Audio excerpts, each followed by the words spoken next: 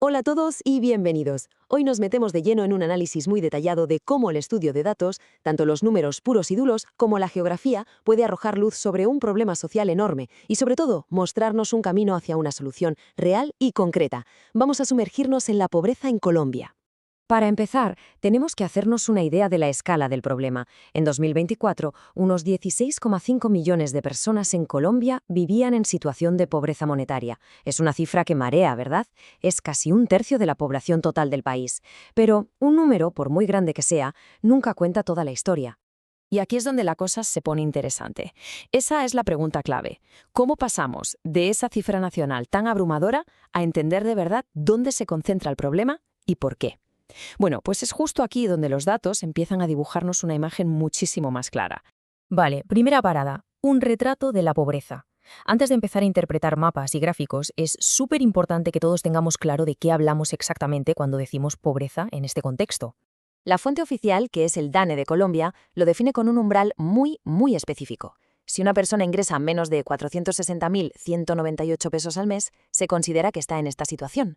Esto es clave porque nos da una línea de base objetiva, unas reglas del juego claras para todo el análisis que viene ahora. Y aquí va el punto crucial de todo esto. La pobreza no es como una manta que cubre todo el país por igual, para nada. Es más bien un paisaje con picos altísimos y valles profundísimos. Hay unas diferencias abismales entre la ciudad y el campo, y sobre todo entre unas regiones y otras. Y es este descubrimiento el que nos obliga a sacar el mapa. Venga, vamos con la segunda parte, el mapa de la desigualdad. Ahora vamos a ver cómo la visualización de datos nos revela esas diferencias territoriales de las que hablábamos. Aquí es donde los números, de repente, cobran vida. Lo más increíble de esta tabla es el contraste. Es que es brutal. Fijaos en los extremos. Por un lado tenemos Chocó, con casi el 30% de la incidencia, y en la otra punta, Bogotá, con menos del 9%.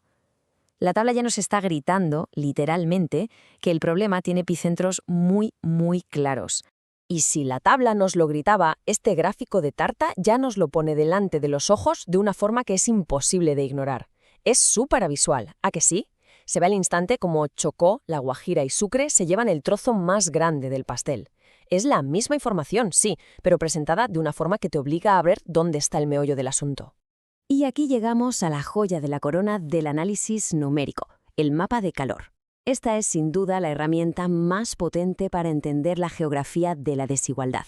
Esos colores rojos tan intensos no dejan lugar a dudas. Son como una flecha de neón apuntando directamente a las regiones que necesitan ayuda urgente.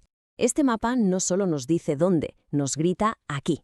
Bien, sección 3, análisis en profundidad. Chocó. Ahora que el mapa de calor nos ha señalado la zona crítica, podemos hacer zoom y analizarla con mucho más detalle.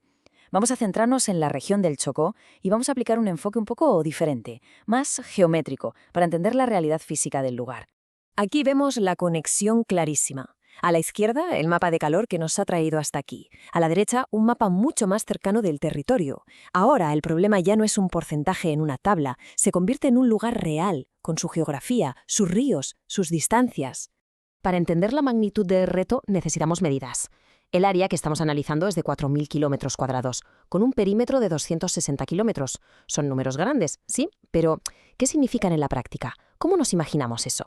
Esta comparación es fantástica para que nos hagamos una idea. 560.000 campos de fútbol.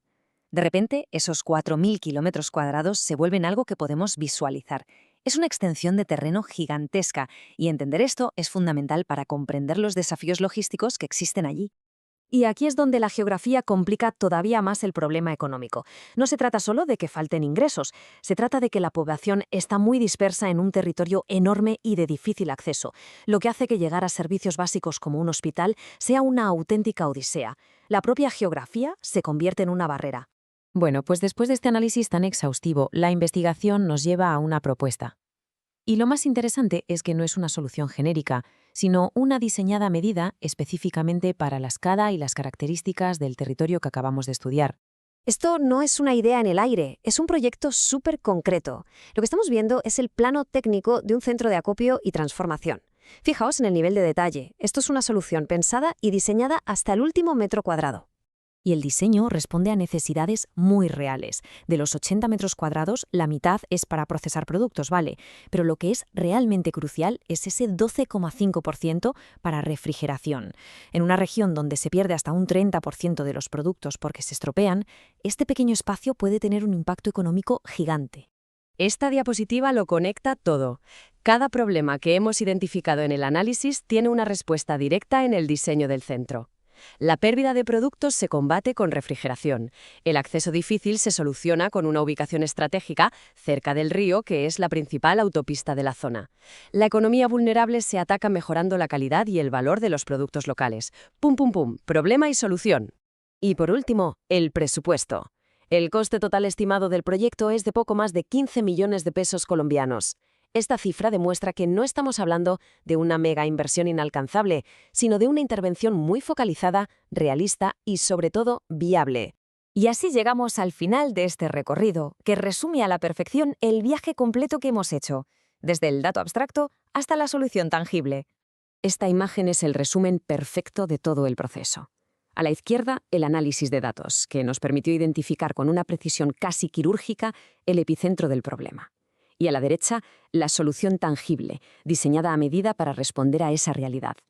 Es el viaje completo, del dato a la acción.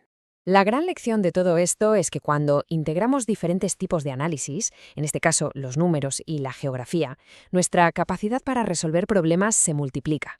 No se trata solo de saber que un problema existe, sino de entenderlo en todas sus dimensiones, para poder diseñar una respuesta que de verdad sea eficaz. Y nos despedimos con esta pregunta para reflexionar. Lo que hemos visto es un método, una forma de pensar. Si ha funcionado para identificar y proponer una solución en el Chocó, ¿qué potencial tiene esta forma de analizar los problemas para abordar otros tipos de desigualdades en otras partes del mundo? Gracias por acompañarnos.